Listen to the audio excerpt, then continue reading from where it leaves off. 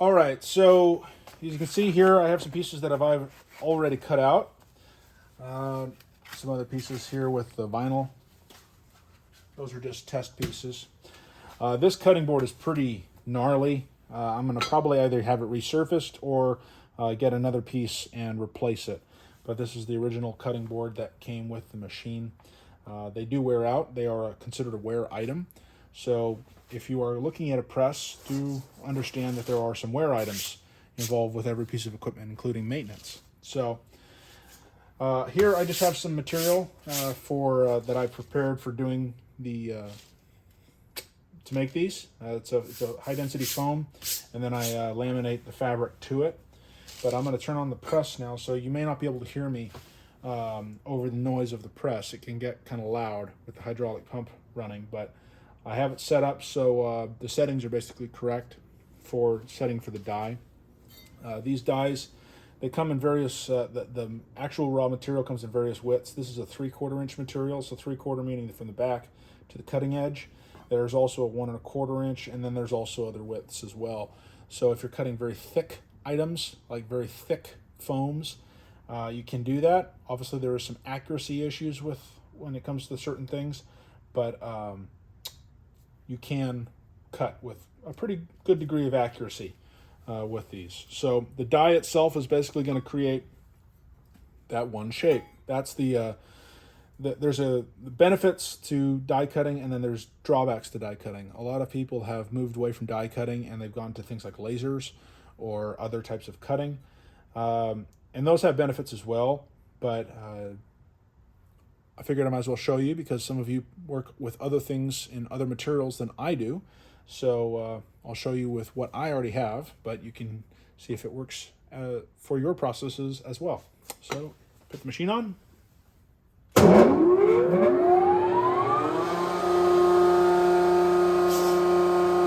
So I'll try and talk over the machine. Maybe you can hear me or not.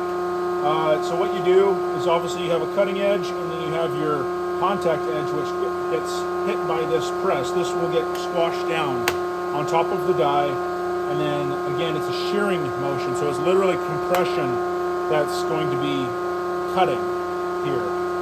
So the backer board, if it was a cleaner backer board with less wear on it, it would probably cut a little cleaner, so there might be a little bit of stragglers, but because of this product, what I'm doing here is going to be sewn around the edges and then edge bound.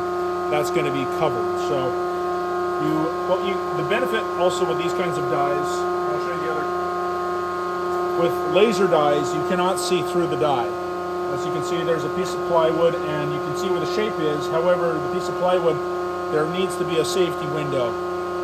This helps to give structure to the die itself, but the downside is that while you can use this in a clicker press like this, you don't have an exact knowledge of placement as to where that die is exactly going to hit.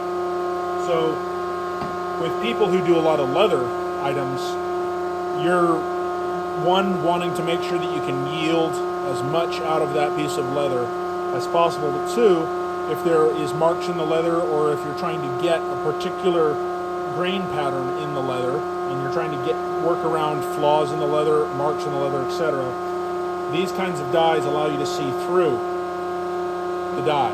So you're literally seeing where it's going to be cutting because you can see the edge, the cutting edge of that die. So with my needs, it's not as crazy. Obviously, I want to yield as much material as I can, so my costs to produce are as low as possible. But and there is ways to nest things closer, but I try and use up scraps for things like this. So this piece of foam was a scrap from making some other larger items that have larger panels like camera cases and things. So I try and use up scraps, both of fabric as well as foam, to utilize my materials as efficiently as possible. So little waste means not just higher profit for me, or for the business, but it also means less waste in the environment, which is important for me. So I can place this die as close as possible, and then I swing the head in, And then on the head, there are two handles. There's two safety handles. So you have to both, you can't just squeeze one, you have to squeeze both. That's a safety item. Now, some presses only have one. This press happens to have two, which for OSHA, workplace environments, is actually a good thing. So what you do is you swing you have it placed, and then that just sits there.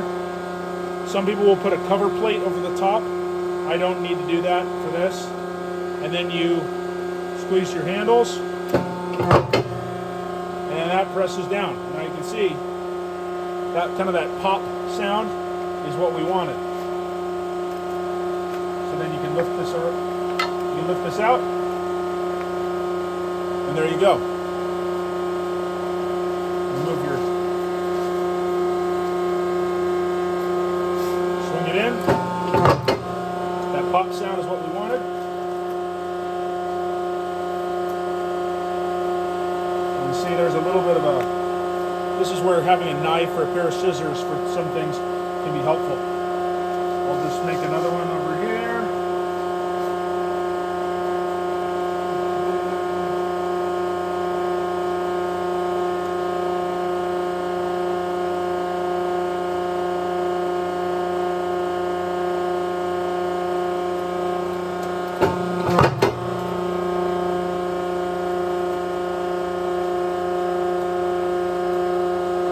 There we go.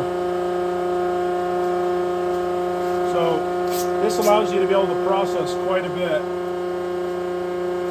efficiently, so you can yield both maximum amount of material, but also hit that one twice. So it allows you to get a nice clean cut. And then I can also adjust the head. Let me adjust that down a little bit.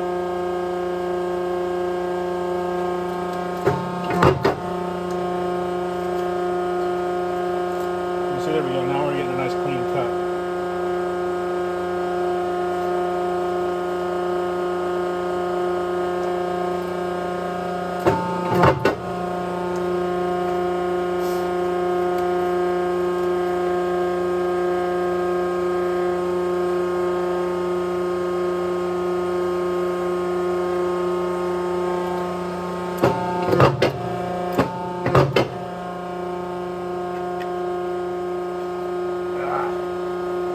Well, there we go. That was a little bit much. Yep. More.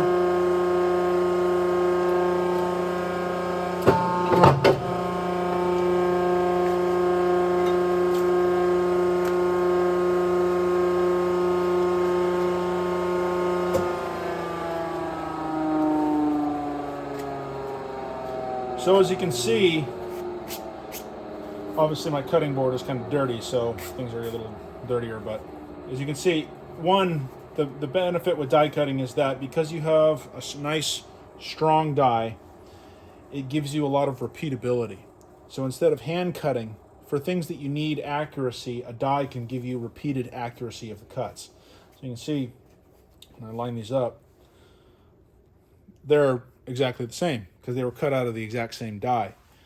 So there's upsides when you're processing certain types of materials that can't be laser cut because the heat of the laser will cause things like chlorine gas, like with vinyls, and some other materials that have chlorine in them. When those are burned or ablated with a laser, those will get basically put into a gaseous form, which goes into the atmosphere, which is not good for you to breathe. It's very unhealthy for you to breathe, but it's also very bad for the machinery itself. The chlorine can actually eat metal over time. So the more you cut vinyl, anything that has chlorine in it, it can eventually eat away your machinery, essentially. So die cutting still has very much a place, especially for people who are doing leather. But since I don't really offer leather items, I've done some things in leather in the past, but I don't do leather regularly.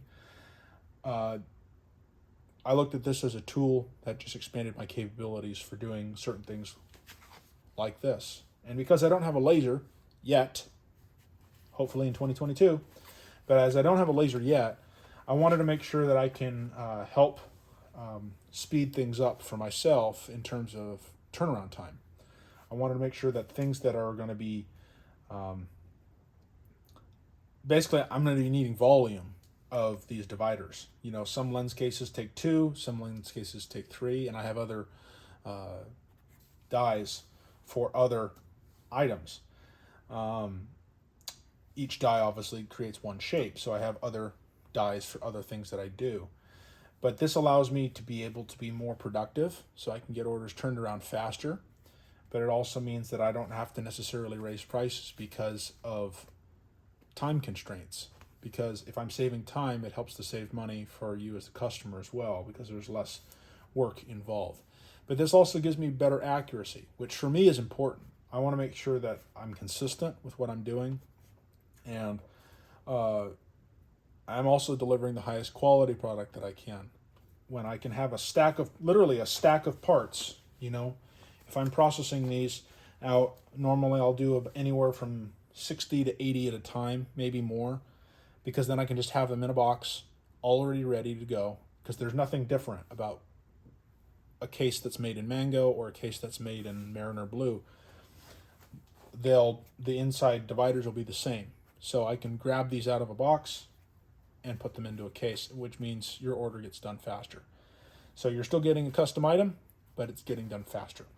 So hope you have learned something in this. I've learned hopefully to make a little bit more preparations for video. But if you have any questions, feel free to leave a comment. But I do appreciate your business. Thank you very much for supporting me the last 5 years. And I look forward to the next 5 or wherever we go. So till next time, guys, God bless. Thanks again for your support. And happy holidays to you in the next coming months. Thanksgiving right around the corner. Happy Thanksgiving to all of my American customers and international customers. I'm thankful for all of you. And Merry Christmas to all of you guys as well as we go into December. So from Stone Photo Gear in Southern California, over and out.